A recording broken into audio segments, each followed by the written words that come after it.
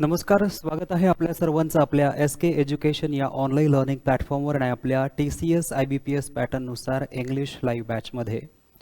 आजच्या या लाईव्ह सेशनमध्ये आपण एका नवीन प्रकरणाची सुरुवात करत आहोत. सेंटेन्स स्ट्रक्चर ज्याला आपण म्हणत असतो. आजपासून आपण सर्व ज्या नवीन बॅचेस सुरू झालेल्या आहेत किंवा आपण असंही म्हणू शकतो की ज्यांनी रिसेंटली आपल्या इंग्लिश कोर्सेससाठी ॲडमिशन्स घेतलेली असेल त्या सर्वांसाठी आजपासून आपले TCS IBPS पॅटर्ननुसार लाईव्ह लेक्चर्स सुरू होत आहेत. यापूर्वी देखील आपण TCS IBPS पॅटर्ननुसार लाईव्ह लेक्चर्स घेतले होते. ते लाईव्ह लेक्चर्स आता तुमच्या कोर्समध्ये रेकॉर्डेड स्वरूपात असतील. आता इथून तुम्हाला ही लाईव्ह लेक्चर्स जी आहे ही अटेंड करता येतील आणि हे तुमचं फर्स्ट चॅप्टर असेल हे सर्वांनी लक्षात घ्यायचं आहे. म्हणजे 1 मे 2023 पासून ते आजपर्यंत ज्यांनी ॲडमिशन्स घेतले असतील त्यांच्यासाठी हे पहिलं लेक्चर समजायचं आहे आणि इथून मग आपल्याला सुरुवात करायची आहे. सो सेंटेन्स स्ट्रक्चर हे आपलं पहिलं प्रकरण असेल. या सेंटेन्स स्ट्रक्चर प्रकरणामध्ये आपण सेंटेन्सचं नेमकं स्ट्रक्चर कसं असलं पाहिजे, त्या सेंटेन्समध्ये नेमका कोणकोणत्या ठिकाणी चुका केल्या जाऊ शकतात किंवा सेंटेन्समध्ये कुठकुठे एरर तयार केला जाऊ शकतो, हे संपूर्ण आज आपण अभ्यासणार आहोत. म्हणजे एक प्रॉपर सेंटेन्स कसं असलं पाहिजे, एक एररलेस सेंटेन्स कसं असलं पाहिजे हे आज आपण पाहणार आहोत. त्यामुळे सेंटेन्सेसमध्ये विविध प्रकारचे एरर्स तयार केले जातात. आता आपण ही जे TCS IBPS पॅटर्ननुसार ज्या काही परीक्षा देणार आहोत, TCS पॅटर्ननुसार परीक्षा असोत किंवा IBPS पॅटर्ननुसार परीक्षा असोत, आपल्या ज्या वनरक्षकच्या परीक्षा होतील किंवा तलाठीच्या ज्या परीक्षा होतील किंवा वन विभागाच्या ज्या परीक्षा होतील किंवा ज्या इतर परीक्षा होतील त्या TCS पॅटर्ननुसार होतील आणि जिल्हा परिषदेच्या ज्या एक्झाम्स होतील त्या IBPS पॅटर्ननुसार होतील. तसेच पुरवठा निरीक्षक, अन्न पुरवठा निरीक्षक ज्याला आपण सप्लाय इन्स्पेक्टर असं म्हणत असतो, त्या ज्या एक्झाम्स होतील त्या देखील IBPS पॅटर्ननुसार होतील. मग आता बघा, सर्वांमध्ये एक टॉपिक कॉमन असतो, तो म्हणजे सेंटेन्स स्ट्रक्चर. सेंटेन्सचं स्ट्रक्चर बरोबर असेल तर सेंटेन्स बरोबर असेल आणि सेंटेन्सचं स्ट्रक्चर जर चुकीचं असेल तर सेंटेन्स चुकीचं असेल. मग IBPS पॅटर्ननुसार किंवा TCS पॅटर्ननुसार जेव्हा आपण या परीक्षांची तयारी करतो तेव्हा आपल्याला सेंटेन्सचं स्ट्रक्चर समजून घ्यायचं आहे आणि या सेंटेन्सेसमध्ये कोणकोणत्या ठिकाणी मिस्टेक्स केल्या जाऊ शकतात, कोणकोणत्या ठिकाणी एरर ठेवला जाऊ शकतो, याचं तंत्र देखील आपल्याला व्यवस्थित आत्मसात करून घ्यायचं आहे. आणि त्यासाठी आपण सेंटेन्स स्ट्रक्चर जे आहे यापासून सुरुवात करत आहोत. मग बघा, सेंटेन्स स्ट्रक्चरचा पहिला जो नियम आहे हा अतिशय कॉमन रूल आहे, परंतु आत्तापर्यंत ज्या काही IBPSच्या बँकिंगच्या देखील एक्झामिनेशन्स झालेल्या आहेत त्यामध्ये देखील यावर आवर्जून प्रश्न विचारलेले आहेत. सो सेंटेन्स खूप मोठं असणार परंतु एरर हा अतिशय साधारण असणार, अतिशय कॉमन मिस्टेक त्या ठिकाणी केलेली असणार. आपल्या सर्वांना माहिती असलं पाहिजे की जेव्हा आपण टू या प्रिपोजिशनचा वापर करतो आणि जेव्हा त्याच्यानंतर एखादा व्हर्ब येतो तर तो व्हर्बचा फर्स्ट फॉर्म असला पाहिजे. तो जर व्हर्बचा सेकंड फॉर्म असेल तर चुकीचा असेल, तो जर व्हर्बचा तिसरा फॉर्म असेल तर चुकीचा असेल किंवा व्हर्बचा ING फॉर्म देखील जर काही लिहिलेला असेल सेंटेन्समध्ये तर ते चुकीचं असेल. हा आपला पहिला नियम आहे की जनरली टू नंतर V1 वापरला जातो. जनरली टू नंतर व्हर्बचा फर्स्ट फॉर्म वापरला जातो, सेकंड फॉर्म वापरला जात नाही, थर्ड फॉर्म वापरला जात नाही, ING फॉर्म तर मुळीच वापरला जात नाही. जनरली म्हणतोय. सो जनरलीचा अर्थ असा आहे की V1 प्रत्येक वेळेस वापरलाच जाईल असं नाही. V1 प्रत्येक वेळेस वापरलाच जाईल असं नाही, परंतु 90% केसेसमध्ये 90% टू नंतर व्हर्बचा फर्स्ट फॉर्म वापरला जाईल. आणि टू नंतर जर V2 वापरला असेल तर वाक्य चुकीचं होईल. व्हर्बचा सेकंड फॉर्म असेल तर वाक्य चुकीचं, व्हर्बचा थर्ड फॉर्म असेल तर वाक्य चुकीचं, व्हर्बचा ING फॉर्म असेल तरी देखील वाक्य चुकीचं होऊ शकतं. आता बघा, यावर IBPS पॅटर्ननुसार वेगवेगळी सेंटेन्स जी आहेत ती कोणत्या पॅटर्नवर विचारलेली आहेत तर पॅटर्न विचारलेला आहे एरर डिटेक्शनवर. आपल्याला IBPSने यापूर्वी या छोट्याशा नियमावर आधारित काही प्रश्न विचारलेले आहेत, त्या प्रश्नांना आपण समजून घेऊया. बघा, हा छोटासा रूल जर तुम्हाला समजला असेल तर हे पहिलं सेंटेन्स जे आहे या पहिल्या सेंटेन्समधील एरर जो आहे हा एरर आपल्या लक्षात येईल की सेंटेन्समध्ये सेंटेन्स स्ट्रक्चरनुसार काही एरर आहे का, आणि तो एरर असेल तो आपल्याला स्पॉट करायचा आहे. बघा पहिला सेंटेन्स आहे in school we have to enrolled in sports and music classes. Sentence बघा, इन स्कूल शाळेमध्ये, वी हॅव टू. आता बघा आपल्याला फक्त एरर शोधायचा आहे. आपल्याला फक्त काय शोधायचं आहे? एरर.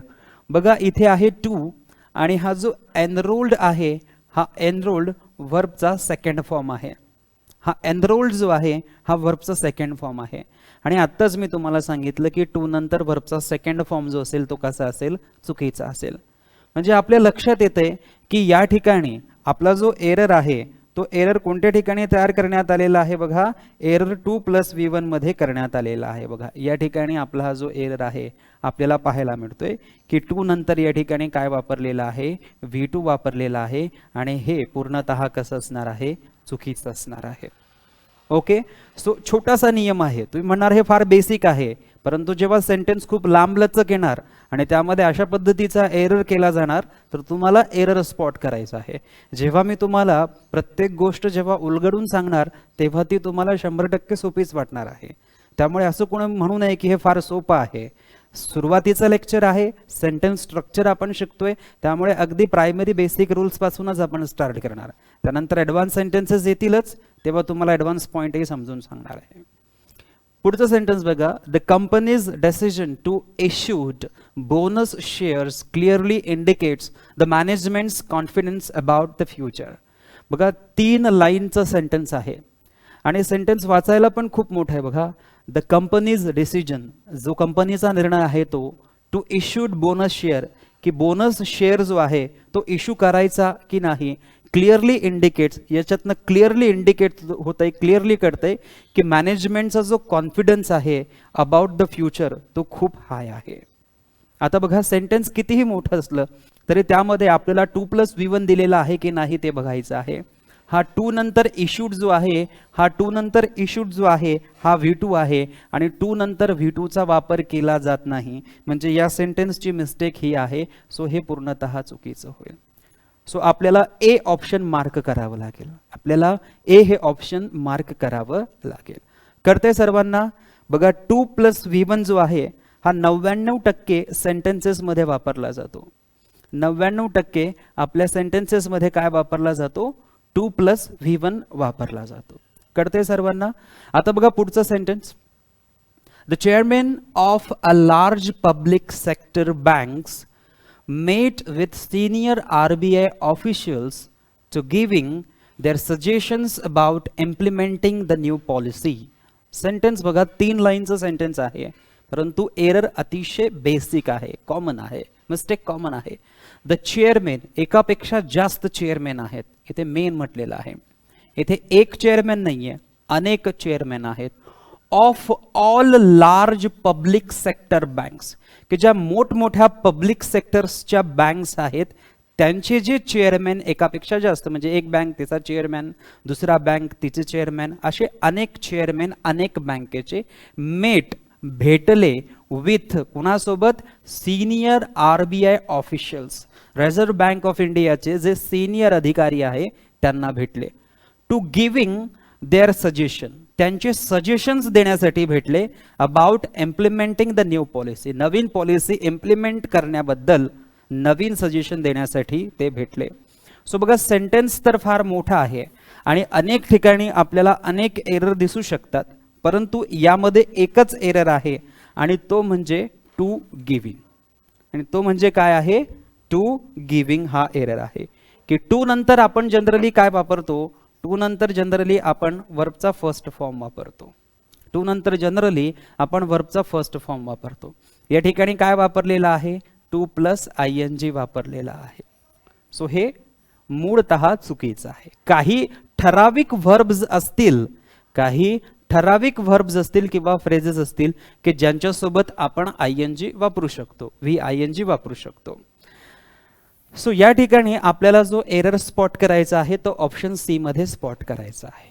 ओके, अगदी हे सर्व प्रश्न विचारलेली प्रश्न आहे IBPS द्वारा. ओके, एकही प्रश्न या ठिकाणी असा नाहीये की तो विचारलेला नाहीये. पुढचा प्रश्न बघा, the government officials have met heads of commercial banks later this week to got their views on liquidity and growth deposits. Sentence बघा, द गव्हर्नमेंट ऑफिशियल्स सब्जेक्ट आहे, त्यानंतर हॅव मेट हा या ठिकाणी हॅव प्लस V3 आहे. पुढे लिहिलेलं आहे heads of commercial banks later this week to got their views on liquidity and growth in deposits. पूर्ण सेंटेन्स वाचल्यानंतर सर्वांच्या एक लक्षात आलं असेल की या ठिकाणी एक छोटासा एरर आहे आणि तो छोटासा एरर सर्वांना दिसत असेल. टू गॉट हा जो गॉट आहे हा गॉट गेटचा V3 आहे. टू गेट असायला पाहिजे. टू गॉट जे असणार आहे हे कसं असेल, चुकीचं असेल. टू गॉट जे असेल ते कसं असेल, चुकीचं असेल. सो जेव्हा तुमच्या समोर एखादं सेंटेन्स येईल आणि त्यामधील तुम्हाला एरर ग्रॅप करायचा असेल आणि तिथे जर टू असेल सेंटेन्समध्ये, तर त्यानंतर जो काही व्हर्ब आहे तो V1 आहे की नाही हे तपासायचं आहे. आणि तो जर V1 असेल तर मग बघायचं की दुसरा कोणता एरर आहे का. सो वन बाय वन जेव्हा आपण हे सर्व रूल्स समजून घेऊ तेव्हा आपल्याला हे सर्व व्यवस्थित सेंटेन्सेस जे आहेत हे लक्षात येतील. ओके, सुरेश सरांचं काय म्हणणं आहे? हा, क्लोज टेस्ट आपले लवकरच चालू होतील. क्लोज टेस्ट आपण ऑलरेडी 3 पार्ट घेतलेले आहे. एक 7-8 दिवसांमध्ये आपलं क्लोज टेस्ट जे आहे ते सुरू होईल. रेकॉर्डेड लेक्चर्स मी तुम्हाला तयार करून देईल. It is difficult to understood the problems that the physically challenged people encounter in their daily life. Sentence बघा, 3 लाईनचं सेंटेन्स आहे. It is difficult to understand the problems to understood the problems of physically challenged people encounter in their daily life. Sentence बघा, it is difficult to नंतर या ठिकाणी पुन्हा एकदा हा जो अंडरस्टूड वापरलेला आहे हा व्हर्बचा सेकंड फॉर्म आहे आणि टू नंतर व्हर्बचा सेकंड फॉर्म वापरला जात नाही. म्हणजे आपल्याला जो एरर दिसतोय तो एरर पार्ट बी मध्ये दिसतोय की जो अंडरस्टूड शब्द आहे तो जनरली अंडरस्टँड असा असायला पाहिजे, तेव्हा आपलं सेंटेन्स बरोबर होईल. परंतु आपल्याला सेंटेन्स करेक्ट करायला नाही सांगितलेलं आहे. आपल्याला फक्त एरर तुम्हाला डिटेक्ट करायला सांगितलंय. जो एरर आहे तो बघा आणि तिथे जो काही ऑप्शन असेल तो ऑप्शन तुम्हाला मार्क करायचा आहे. जेव्हा तुम्हाला करेक्शन सांगितलं जाईल तेव्हा तुम्ही करेक्ट करू शकता. परंतु या ठिकाणी आपल्याला डिटेक्ट करायचं सांगितलं की पार्ट कोणत्या पार्टमध्ये एरर डिटेक्ट होतोय तेवढा तुम्हाला तो एरर जो आहे डिटेक्ट करायचा आहे. ओके, येस, आजपासून क्लास सुरू झालेला आहे. लाईव्ह क्लास TCS IBPS पॅटर्ननुसार नवीन लेक्चर सर्व नवीन बॅचेससाठी. ओके, सो ही 5 सेंटेन्सेस समजून घेतल्यानंतर आता आपण यू टर्न घेणार आहोत. म्हणजे आता आपण हे पाहणार आहोत की काही ठिकाणी आपल्याला टू नंतर मात्र व्हर्बचा फर्स्ट फॉर्म वापरता येत नाही. असे काही शब्द आहेत की ज्यांच्यासोबत जरी टू असेल तरी आपण वापरू शकत नाही. काय? फर्स्ट फॉर्म वापरू शकत नाही. मग असे कोणकोणते पॉइंट्स आहेत बघा, मी तुम्हाला या ठिकाणी लिहून देतो. जेव्हा वाक्यामध्ये सब्जेक्ट नंतर एम असेल किंवा सब्जेक्ट नंतर इज असेल किंवा सब्जेक्ट नंतर आर असेल किंवा सब्जेक्ट नंतर वॉज असेल किंवा सब्जेक्ट नंतर वर असेल, हे तुम्हाला तपासायचं आहे. आणि यानंतर जर यूज्ड टू लिहून दिलं जात आहे, यानंतर जर यूज्ड टू लिहून दिलं जात आहे तर या टू नंतर आपल्याला व्हर्ब जो असेल तो ING फॉर्म मध्ये घ्यावा लागेल. तो जर आपण V1 घेतला तर हे चुकीचं होईल. हा छोटासा नियम सर्वांनी लक्षात घ्यायचा आहे की कोणकोणत्या ठिकाणी आपण टू नंतर ING वापरणार आहोत. ठराविकच आहेत, फक्त लक्षात ठेवायचे आहेत. जनरली हा शब्द का वापरला होता मी बघा, सुरुवातीलाच मी तुम्हाला पहिला नियम समजून सांगताना म्हटलं होतं की जनरली टू नंतर V1 वापरला जातो. म्हणजे 90% अशा केसेस किंवा असे सेंटेन्सेस असतील की ज्याच्यामध्ये टू नंतर आपण V1 वापरू. परंतु 10% असे काही सेंटेन्सेस असतील की जिथे टू असेल परंतु त्यानंतर तुम्ही V1 वापरणार नाहीत. मग त्याच्याऐवजी आपल्याला काय वापरावं लागेल? ING फॉर्म वापरावा लागेल व्हर्बचा. मग असं कोणतं सेंटेन्स असेल तर बघा, ज्या सेंटेन्समध्ये सब्जेक्ट नंतर एम असेल, एम नंतर यूज्ड टू लिहिलं असेल तर या टू नंतर VING येईल, फर्स्ट फॉर्म येणार नाही. सब्जेक्ट नंतर इज असेल, इज नंतर जर यूज्ड टू लिहिलेलं असेल तर या टू नंतर व्हर्ब ING मध्ये येईल, V1 येणार नाही. सब्जेक्ट नंतर आर असेल, आर नंतर यूज्ड टू लिहिलेलं असेल तर या टू नंतर व्हर्ब ING फॉर्म मध्ये जाईल, V1 होणार नाही. सब्जेक्ट नंतर वॉज किंवा वर असेल आणि या वॉज किंवा वर नंतर जर यूज्ड टू लिहिलेला आहे तर या टू नंतर व्हर्ब ING फॉर्म मध्ये जाईल, व्हर्ब V1 फॉर्म मध्ये जाणार नाही. हा छोटासा पॉईंट जो आहे सर्वांनी लक्षात घ्यायचा आहे.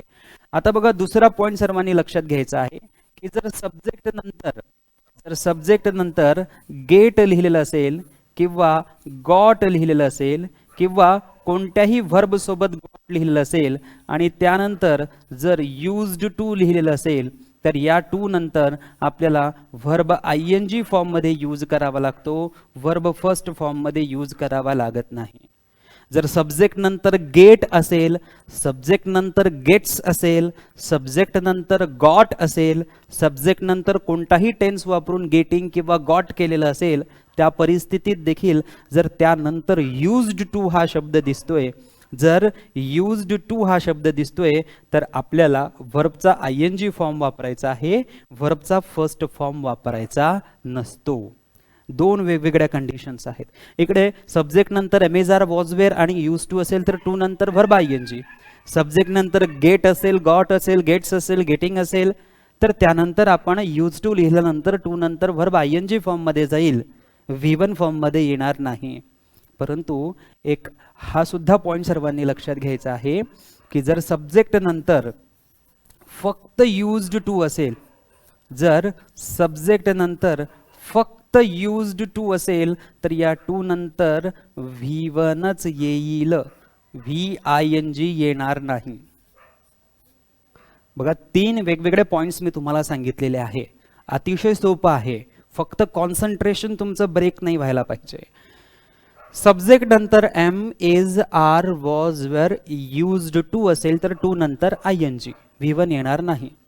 सब्जेक्ट नंतर गेट असेल, गॉट असेल, गेट्स असेल, गेटिंग असेल, यूज टू असेल, टू नंतर ING बरोबर V1 चुकीचं. परंतु सब्जेक्ट नंतर डायरेक्ट युज्ड टू असेल, सब्जेक्ट नंतर जर डायरेक्ट युज्ड टू लिहिलेलं असेल तर या टू नंतर वर्बचा फर्स्ट फॉर्म येईल, ING फॉर्म येणार नाही. आणि या छोट्याशा पॉइंटवर कंबाइंड 2019 मध्ये देखील MPSC ने प्रश्न विचारलेला आहे. IBPS TCS पॅटर्न नुसार तर हे महत्त्वाचं आहेच, परंतु MPSC ने देखील इथे प्रश्न विचारलेला आहे. TCS IBPS नुसार प्रश्न तर विचारलेच जातात, परंतु MPSC मध्ये देखील प्रश्न विचारले जातात या छोट्याशा पॉइंटवर. चला आता यानंतर हा तर 2+V1 आहे, याला आपण थोडंसं साईडला करूया.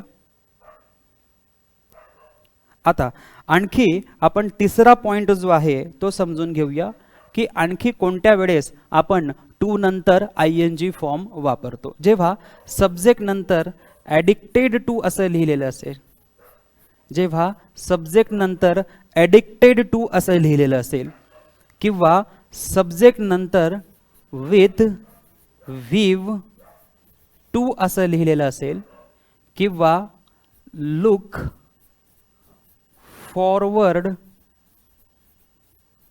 टू असं लिहिलेलं असेल किंवा अकस्टम्ड टू लिहिलं असेल, ACCUSTOMED, अकस्टम्ड टू लिहिलेलं असेल, त्यानंतर व्हर्ब ING फॉर्म मध्ये येईल. यानंतर व्हर्ब जो आहे तो ING फॉर्म मध्ये येईल.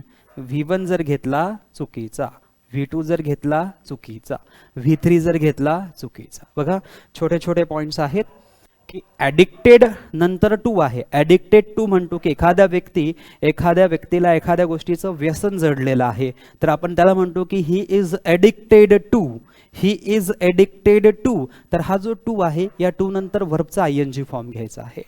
इथे विथ विव टू असेल तर त्यानंतर व्हर्बचा ING फॉर्म घ्यायचा आहे. लुक फॉरवर्ड टू असेल तर या टू नंतर व्हर्ब ING फॉर्म मध्ये गेला पाहिजे. अकस्टम्ड टू असेल तर टू नंतर व्हर्ब ING फॉर्म मध्ये गेला पाहिजे. डेडिकेटेड टू असेल तर व्हर्ब ING फॉर्म मध्ये गेला पाहिजे. हे थोडंसं मी आपल्या सर्वांसाठी लहान करतो म्हणजे सर्व जे आहे ते आपल्याला लिहिता येईल. ओके, या ठिकाणी मी तुम्हाला आणखी लिहून देतो. डेडिकेटेड टू, कमिटेड टू,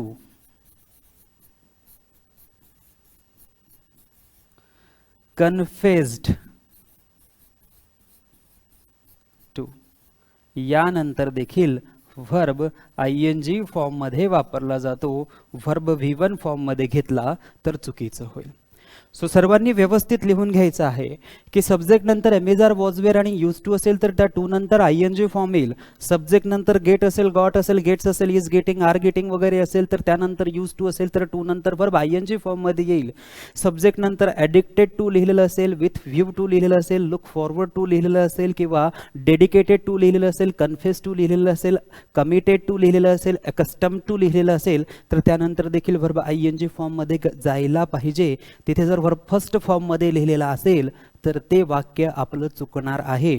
आणि या परिस्थितीत अशा सेंटेन्सेसमध्ये बऱ्याच विद्यार्थ्यांची चूक होते, कारण आपण सांगताना तसं सांगतो की टू नंतर V1च येणार, आयएनजी येणार नाही. परंतु मी सांगताना तुम्हाला हेच सांगितलेलं आहे की जनरली सामान्यतः टू नंतर V1 येणार 90% केसेसमध्ये. उरलेल्या 10% केसेसमध्ये अशा टू नंतर फ्रेजमध्ये वापरलेल्या टू नंतर जनरली आपण वर्ब आयएनजी फॉर्ममध्ये घेत असतो. ओके, चला यानंतर बघा पुढचे sentence. It has been reported that people are addicted to smoke every day. बघा सेंटेन्स काय आहे, it has been reported that, हे रिपोर्ट करण्यात आलेलं आहे की पीपल आर, लोक आहेत, ॲडिक्टेड म्हणजे व्यसनी आहेत, टू स्मोक एव्हरी डे, असं रिपोर्ट करण्यात आलेलं आहे की लोक जे आहे ते दररोज काय करतात, दररोज व्यसन करतात, स्मोकिंग करतात, स्मोकिंगचं व्यसन करतात. आता बघा इट नंतर हॅज बरोबर, त्यानंतर बीन बरोबर, त्यानंतर रिपोर्टेड बरोबर म्हणजे पार्ट ए मध्ये एरर नाही. दॅट नंतर पीपल बरोबर, पीपल एकापेक्षा जास्त आहेत म्हणून आर बरोबर. ॲडिक्टेड लिहिलेला आहे, ॲडिक्टेड नंतर टू लिहिलेला आहे आणि या टू नंतर जर तुम्ही पाहिलं तर हा स्मोक जो आहे, हा स्मोक या ठिकाणी काय आहे, व्हर्बचा फर्स्ट फॉर्म आहे आणि हेच मुळात कसं आहे, चुकीचं आहे. इकडे स्मोकच्या ऐवजी स्मोकचा आयएनजी फॉर्म असायला पाहिजे, स्मोकिंग. आता आपलं सेंटेन्स जे आहे ते बरोबर होईल. म्हणजे या सेंटेन्समध्ये आपला कोणत्या पार्टमध्ये एरर आहे, सी या पार्टमध्ये एरर आहे. कोणत्या पार्टमध्ये एरर आहे, सी या पार्टमध्ये एरर आहे की ॲडिक्टेड टू नंतर verb generally ING form, addicted to नंतर व्हर्ब हा आयएनजी फॉर्म मध्येच येणार, V1 फॉर्म मध्ये येणार नाही. ओके, जे लेक्चर सुरू आहे कृपया त्याच लेक्चर बद्दल बोला, अदरवाईज आपलं कॉन्सन्ट्रेशन ब्रेक होतंय. तुमचं तर ब्रेक होतच आहे, माझंही ब्रेक होईल. सो आपलं जे लेक्चर चालू आहे TCS IBPS पॅटर्न नुसार सेंटेन्स स्ट्रक्चर हा पॉइंट सुरू आहे. आता झेडपीने नवीन अभ्यासक्रम सादर केलेला आहे, PDF त्यांची दिलेली आहे की नेमका सिलेबस काय असला पाहिजे. त्यासाठी त्यांनी 2 दिवस मीटिंग घेतली होती आणि त्यानुसार त्यांनी त्यांचं सिलेबस तयार केलेला आहे की विद्यार्थ्यांना कळत नाही की सिलेबस नेमका काय आहे, प्रश्न कसे येतील TCS IBPS पॅटर्न नुसार. त्यांच्या सिलेबसमध्ये जर तुम्ही पाहिलं तर तिथे त्यांनी दुसरा पॉइंट दिलेला आहे सेंटेन्स स्ट्रक्चर. आणि MPSCचा सिलेबस जर तुम्ही व्यवस्थित बघितला तर त्यामध्ये तिसरा पॉइंट दिलेला आहे sentence structure. So sentence structure हे सर्व एक्झामिनेशन्ससाठी महत्त्वाचं आहे आणि ते आपण बघतोय. आणि हे सेंटेन्स स्ट्रक्चर बघताना तुम्हाला क्लोज टेस्टची आठवण येते, पॅराजंबलची आठवण येते. पॅराजंबल जेव्हा घेतो तेव्हा तुम्ही म्हणतात इडियम्स घ्या, इडियम्स जेव्हा घेतो तेव्हा तुम्ही म्हणतात पॅराजंबल घ्या. सर्व सिरियल वाईज होत आहे. ऑलरेडी 300+ लेक्चर्स जे आहेत ते तुमच्या कोर्समध्ये आहेत. सो एक एक लेक्चर जर तुम्ही बघितलं तर 300 लेक्चर्स बघण्यासाठी 1 वर्ष जातात. लेक्चर्स जे आहेत ते तुम्हाला दिलेले आहेत, जे लेक्चर दिलेले आहेत आधी त्यांना व्यवस्थित करा. आधी आता आपलं सेंटेन्स स्ट्रक्चर चालू आहे तर याला व्यवस्थित समजून घ्या. क्लोज टेस्ट नक्कीच होईल, पण सेंटेन्स स्ट्रक्चर समजेल तर क्लोज टेस्ट चांगलं समजेल. क्लोज टेस्ट समजत का नाहीये, कारण आपल्याला सेंटेन्स स्ट्रक्चर जे आहेत ते व्यवस्थित लक्षात येत नाहीयेत. म्हणून बाकीचे टॉपिक्स जे आहेत त्याच्याबद्दल आपण व्हिडिओज घेतलेले आहेत. आता आपण एरर डिटेक्शनवर 22 व्हिडिओज ऑलरेडी दिलेले आहेत. सेंटेन्स इम्प्रूव्हमेंटवर 12 व्हिडिओज ऑलरेडी दिलेले आहेत. पॅराजंबोवर आपले 13 ते 14 व्हिडिओज ऑलरेडी झालेले आहेत. TCS सिनॉनिम्सचे 13 व्हिडिओज, TCS अँटॉनिम्सचे 12 व्हिडिओज, TCS वन वर्ड सबस्टिट्यूशन्सचे 10 व्हिडिओज, TCS इडियम्सचे 10 व्हिडिओज झालेले आहेत. सर्व काही झालेलं आहे ते एकदा व्यवस्थित तुम्ही बघा. आणि सेंटेन्स स्ट्रक्चर आता चालू आहे तर सेंटेन्स स्ट्रक्चर विषयी तुम्हाला काही अडचण असेल तर ती तुम्ही विचारू शकतात. ओके, अदरवाईज माझा नंबर सर्वांकडे आहे, तुम्ही मला कॉल करू शकतात की बाकीचे जे काही तुमच्या प्रॉब्लेम्स आहेत किंवा बाकीचे तुम्हाला जे काही वाटतं ते तुम्ही मला कॉलवर देखील विचारू शकतात किंवा व्हॉट्सअपला देखील विचारू शकतात. चला पुढचा प्रश्न बघा.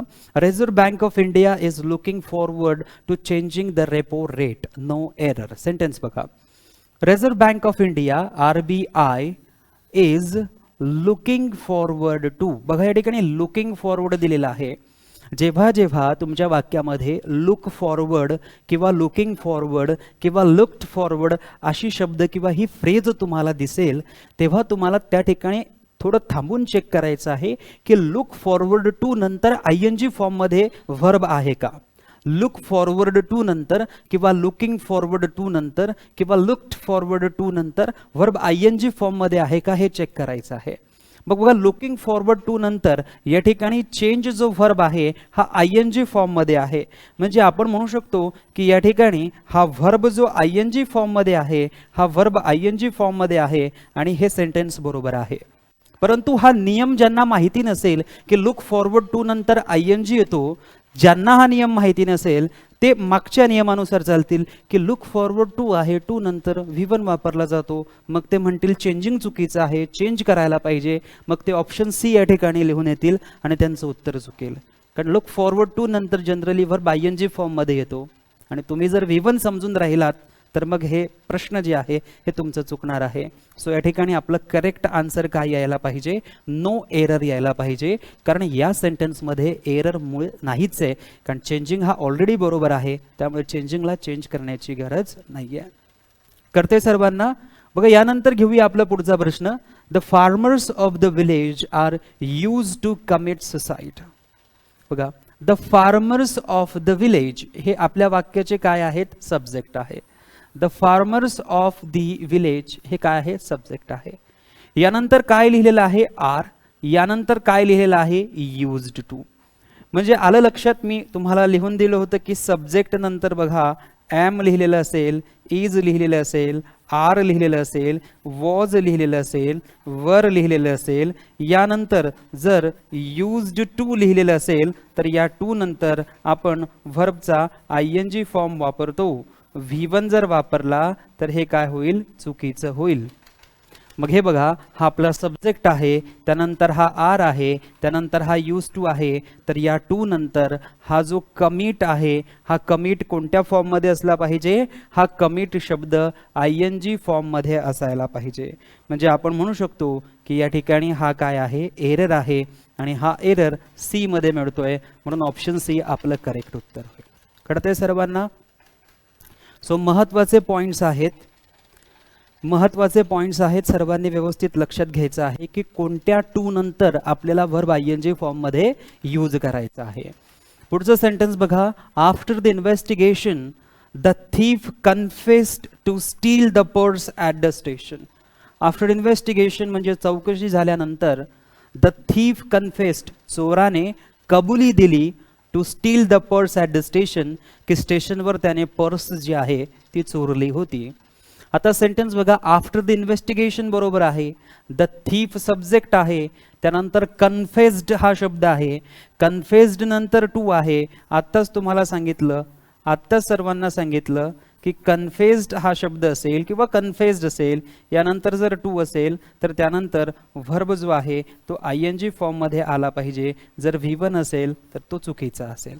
मग या ठिकाणी बघा कन्फेस्ड टू नंतर हा जो स्टील आहे हा ING फॉर्ममध्ये नाही आहे, हा V1 आहे, म्हणजे हा चुकीचा आहे. हा शब्द जर स्टीलिंग असता तर आपलं सेंटेन्स बरोबर झालं असतं, तर आपलं सेंटेन्स जे आहे हे बरोबर झाले असते. ओके. सो लक्षात घ्यायचं आहे की कन्फेस्ड टू असेल तर त्यानंतर व्हर्ब ING फॉर्ममध्ये जाणार. पुढचं वाक्य बघा. Most of the people are dedicated to help the poor in their area. Sentence बघा. Most of the people, most of the people बरेचसे लोक जे आहेत आर डेडिकेटेड टू. बघा डेडिकेटेड टू असेल, कमिटेड टू असेल, कन्फेस्ड टू असेल, accustomed to असेल, विथ विव टू असेल, इन और सॉरी लुक फॉरवर्ड टू असेल, सब्जेक्ट प्लस MSR प्लस किंवा was were plus used to असेल तर व्हर्ब ING मध्ये जाईल. सो डेडिकेटेड नंतर हा जो टू आहे या टू नंतर हा जो हेल्प आहे हा हेल्प कसा आहे, हा हेल्प आहे V1, म्हणजे हा हेल्प V1 चुकीचा आहे, या ऐवजी काय असायला पाहिजे, हेल्पिंग असायला पाहिजे, तेव्हा आपलं सेंटेन्स बरोबर होईल. ओके, चला पुढचा प्रश्न घ्या. ठीक आहे, 5 प्रश्न सफिशियंट आहे. हा छोटासा पॉइंट जो आहे हा मात्र तुम्हाला नोट करून ठेवायचा आहे. स्लाइड नंबर 7 जी आहे याला मात्र आपल्याला व्यवस्थित नोट करून लिहायचं आहे की आपल्याला कुठे कुठे काय काय यूज करायचे असते. कमिटेड टू नंतर कन्फेस्ड टू आहे, इथपर्यंत हे सर्वांना दिसतंय. सो जेव्हा तुम्ही हा व्हिडिओ रेकॉर्डेड स्वरूपात बघणार, पॉज करून घ्यायचं आणि हे सर्व व्यवस्थित लिहून घ्यायचं. याच्यावर कंपल्सरी तुम्हाला TCS आणि IBPS पॅटर्ननुसार जो प्रश्न आहे तो विचारला जातो. पहिल्या रूलवरही विचारला जातो, दुसऱ्या रूलवरही विचारला जातो. दोन्ही नियम जरी सोपे वाटत असले तरी फार महत्त्वाचे आहे. यावर एरर डिटेक्शन किंवा सेंटेन्स इम्प्रूव्हमेंटचा प्रश्न जो आहे तो तयार होत असतो. आता बघा पुढचे काही महत्त्वाचे नियम. आता बघूया रूल नंबर 3, ज्याचा आपण अर्थ घेतो रेडंडन्सी. रेडंडन्सी म्हणजे काय की असा एखादा शब्द की ज्याची सेंटेन्समध्ये गरज नसताना देखील त्याला वापरला जातो.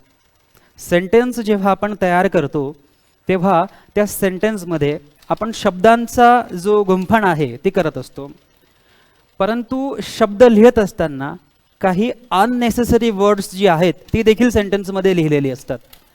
आणि ही अननेसेसरी वर्ड्स जी असतात यांनाच आपण रेडंडन्सी असं म्हणत असतो. आता बघा या ठिकाणी मी तुम्हाला एक शब्द सांगतो. रिटर्न या शब्दाचा अर्थ होतो परत येणे. रिटर्न या शब्दाचा अर्थ होतो परत येणे. Okay, come back, come back हा शब्द आहे, इथे लिहितो कम बॅक हा शब्द आहे. आता कम बॅक या शब्दाचाही अर्थ होतो परत येणे. कम बॅक या शब्दाचाही अर्थ होतो परत येणे. दोन्ही शब्द अगदी बरोबर आहे. रिटर्न म्हणजे परत येणे किंवा परत करणे. सो रिटर्न म्हणजे जनरली आपण परत येणे, एखाद्या व्यक्ती परत आला तर त्याला आपण म्हणतो रिटर्न. कम बॅकचा अर्थही होतो परत येणे. इथे कमचा अर्थ जो आहे तो येणे झाला आणि बॅकचा अर्थ झाला परत, परत येणे. परंतु काय केलं जातं की हा जो रिटर्न शब्द आहे की ज्याचा मुळात अर्थ परत येणे असा आहे, यासोबत अननेसेसरी असलेला हा बॅक शब्द वापरून दिला जातो आणि मग याचा अर्थ होतो परत परत येणे. जरी आपण मराठीतनं असं म्हणत असलो की परत परत येणे, की जिथे आपण 2 वेळेस वापरतो परत परत येणे, तर इंग्रजीमध्ये आपण असं वापरू शकत नाही, कारण रिटर्न या शब्दाचाच अर्थ मुळात परत येणे असा होतो. मग त्याच्यासोबत बॅक हा शब्द जो आपण यूज केलेला आहे, हा बॅक शब्द या ठिकाणी काय क्रिएट करतोय, तर हा बॅक शब्द या ठिकाणी रिडंडन्सी क्रिएट करतोय. रिडंडन्सी क्रिएट करतोय म्हणजे काय की हा बॅक शब्द या ठिकाणी अननेसेसरीली आलेला आहे.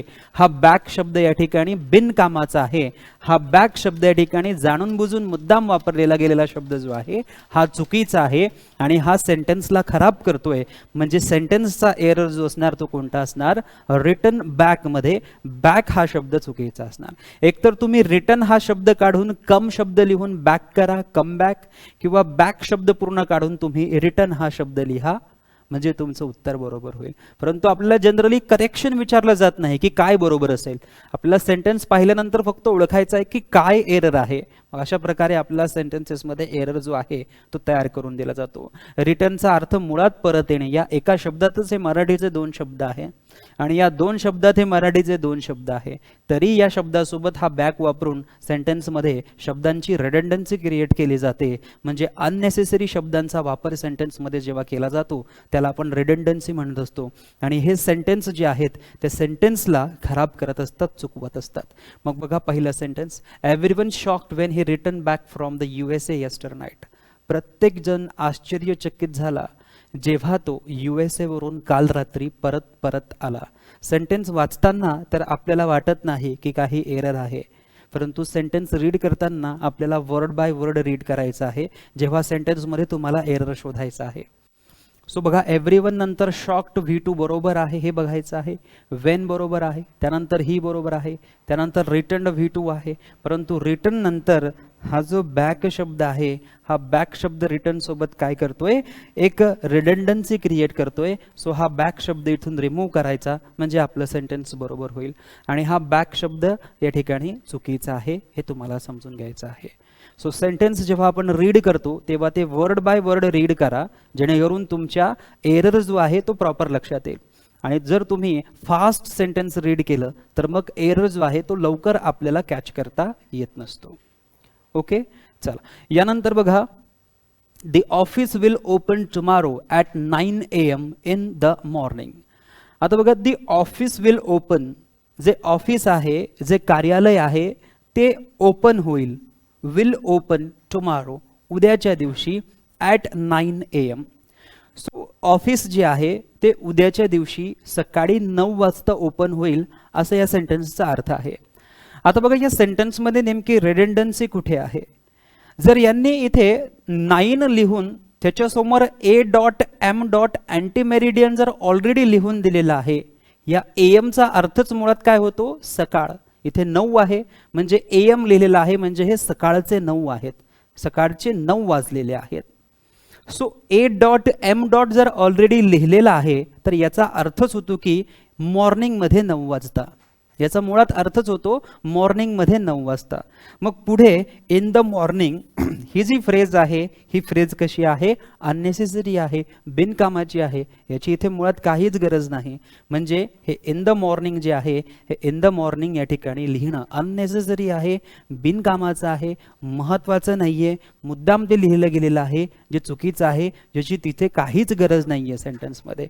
A.M. अँटीमेरिडियन लिहिलेलं आहे म्हणजे दुपारी 12 वाजेचे आत. सो इझिली ती मॉर्निंगच असणार आहे, म्हणून पुढे इन द मॉर्निंग लिहिण्याची काहीही गरज असत नसते, असत नाही. ओके, चला यानंतर बघा, the office will close at 8 PM. बघा इथे 8 PM म्हटलेलं आहे, पोस्ट मेरिडियन म्हटलेलं आहे. मग नंतर हा इन द इव्हिनिंगचा जो पार्ट आहे हे लिहायची अजिबात गरज नाही, कारण PM वरनं क्लिअरली कळतंय, P.M. वरनं क्लिअरली कळतंय की हे कधी आहे, दुपारी 12 नंतरचे 8 आहेत. दुपारी 12 नंतरचे 8 केव्हा वाजणार, संध्याकाळीच वाजणार आहेत. म्हणजे क्लिअरली कळतं की इन द इव्हिनिंग लिहायची गरज नाही. पुढे सेंटेन्स बघा, it was an unexpected surprise that he came so early. It was an unexpected surprise that he came so early. बघा एखादा व्यक्ती जेव्हा आपल्याला सरप्राईज देतो ते अनएक्सपेक्टेडच असणार आहे. सरप्राईज जे असतं ना हे मुळात अनएक्सपेक्टेडच असतं, आपण एक्सपेक्टेशन केलेलं नसतं त्याचं, ते ऑलरेडी अनएक्सपेक्टेडच असतं. कुठलंही सरप्राईज असेल तर ते अनएक्सपेक्टेड असेल, म्हणूनच तर त्याला सरप्राईज म्हटलं जातं. मग सरप्राईज शब्दासोबत जर हा अनएक्सपेक्टेड शब्द जर तुम्ही वापरला तर हा अनएक्सपेक्टेड शब्द या ठिकाणी रिडंडन्सी क्रिएट करतोय, म्हणजे या शब्दाची या ठिकाणी अजिबात गरज नाहीये. तुम्ही असं म्हणा फक्त इट वॉज अ सरप्राईज. आता अनएक्सपेक्टेड साठी अँड वापरलेला होता, तो जर निघालेला आहे. So it was a surprise that he came so early. So हे सेंटेन्स आपलं बरोबर सेंटेन्स होईल. सो ही रिडंडन्सी आहे की सेंटेन्समध्ये, वाक्यामध्ये काही असे शब्द असतात की ज्यांची गरज नसते तरी देखील त्यांना आपल्या सेंटेन्सेसमध्ये यूज केलं जातं. तर असा गरज नसलेला शब्द आपल्याला एरर म्हणून शोधायचा असतो. सो हा आजचा आपला तिसरा नियम आहे सेंटेन्स स्ट्रक्चरसाठी. पुढे बघा, I have sent a lot of messages to my boss but he did not reply back me. Sentence बघा, I have sent a lot of messages, मी खूप सारे मेसेजेस पाठवले टू माय बॉस, माझ्या बॉसला. बट परंतु ही, तो किंवा त्याने, डिड नॉट रिप्लाय बॅक मी, परंतु त्याने मला रिप्लाय दिला नाही, त्याने त्याचं उत्तर दिलं नाही. बघा एखादी गोष्ट विचारल्यानंतर त्याचा जो रिप्लाय असेल तो त्याचं जे प्रत्युत्तर असेल त्याला आपण रिप्लायच म्हणतो. एखाद्या व्यक्तीने रिप्लाय देणे त्यासाठी आपण रिप्लाय हाच शब्द वापरतो. रिप्लाय या शब्दासोबत हा जो बॅक शब्द वापरलेला आहे हा या ठिकाणी रिडंडन्सी क्रिएट करतोय. हा बॅक शब्द या ठिकाणी चुकीचा आहे. So he did not reply me इतकंच आपलं सेंटेन्स बरोबर होईल की त्याने मला रिप्लाय केला नाही. परत त्याने रिप्लाय केला नाही, या अर्थासाठी देखील आपण बॅक हा शब्द या ठिकाणी वापरू शकत नाही. सो छोटासा पॉइंट सर्वांनी लक्षात घ्यायचा आहे. We did not hear you. Would you please repeat again that? We did not hear you. Would you please repeat again that? बघा, रिपीट या शब्दाचा अर्थच मुळात होतो पुन्हा सांगणे. रिपीट या शब्दाचा अर्थ मुळात होतो की एखादी क्रिया जी झाली ती पुन्हा करणे. मग जर रिपीट या शब्दामध्ये मराठीचा पुन्हा शब्द ऑलरेडी याच्यामध्ये, रिपीट या शब्दामध्ये ऑलरेडी हा पुन्हा शब्द जर एनग्रॉस आहे, तर हा अगेन शब्द जो आहे, हा अगेन शब्द या ठिकाणी काय करतोय, रिडंडन्सी क्रिएट करतोय. अगेन शब्द काय करतोय, रिडंडन्सी क्रिएट करतोय. त्या शब्दाची त्या ठिकाणी गरज नसताना वापरला गेलेला आहे. म्हणजे या सेंटेन्समध्ये एरर काय आहे, अगेन हा शब्द आहे. या सेंटेन्समध्ये एरर काय आहे, अगेन हा शब्द आहे. आता बघा पुढचे काही सेंटेन्स, सेंटेन्स क्रमांक 6 आणि सेंटेन्स क्रमांक 7 हे तुमच्यासाठी आहे.